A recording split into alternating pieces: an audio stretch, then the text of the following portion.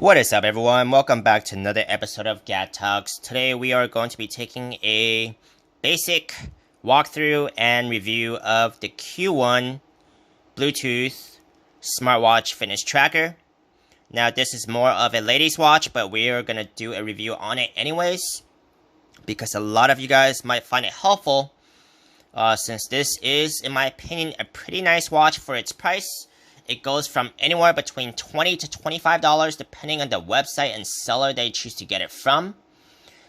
Before we begin today, if you guys have not yet already, make sure to subscribe to my channel, as I'll be coming out with new weekly videos on the latest gadgets, electronics, and smartwatches. And if you guys do want to purchase this watch after this video, you guys can use my eBay affiliate link below, which will take you to eBay and trust the sellers, and I will earn a commission off your purchase at no extra cost to you. Now let's begin. We can just put this watch on and see how it feels and looks. Most of this watch is made out of plastic, I would say. So it's going to be very light. The band is silicone, of course, and it comes in a variety of colors. A handful of colors, actually. So it's going to be good if you're not really only into pink, but there's other girly colors too: pink, white, teal, and of course there's your standard black and gray. Now let's see what this watch can do.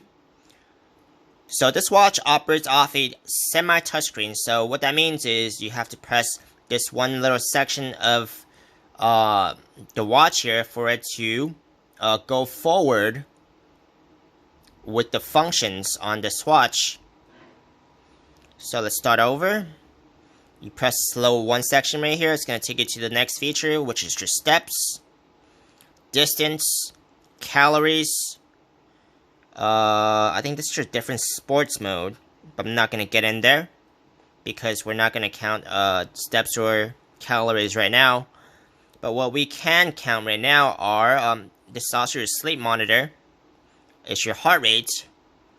And what you want to do when you want to measure your heart rate is, once you get to the functions, you leave it there, and it should give you a reading within a few seconds.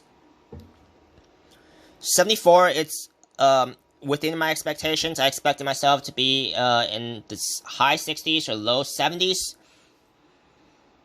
but it's fluctuating.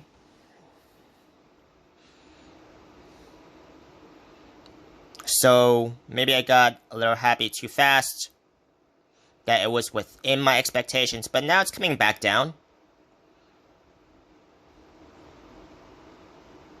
So once you get a final reading, it should stop moving and it should vibrate, according to a lot of other smartwatches, but I'm not really sure what the smartwatch do.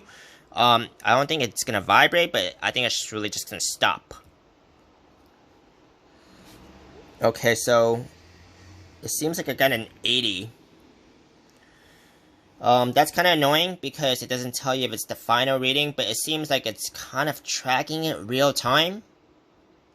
Okay, there it is. Yeah, it is kind of tracking it real time because it doesn't give me any indications that the final reading. So in that sense, I don't really like it. I like having one set reading once it finalizes, as opposed to when it keeps moving. It seems a little bit indecisive to me, but that's just me. If you have any feedback on that, do leave it in the comments. But whenever you get readings like this for both your heart rate and your blood pressure, you do want to cross-reference it with something that you really trust before trusting these readings any further. Now let's take a blood pressure reading here. I expect myself to be somewhere in the 110, 120 on the higher number, and about 70 to 80 on the lower number. So let's see if that's what we're going to get.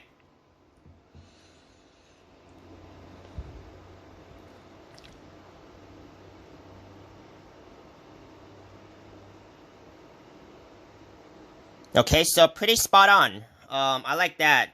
At least the readings stay put and they don't keep moving. So those are the two main functions I like testing out, at least on my videos, just because we can do it while being stationary and sitting down. For the other functions, that is up to you to test, and it's not the most important to me. I don't really track my steps or anything. I feel like I get enough exercise throughout the day. And I hope you guys have enjoyed this video, and I'll see you guys next time.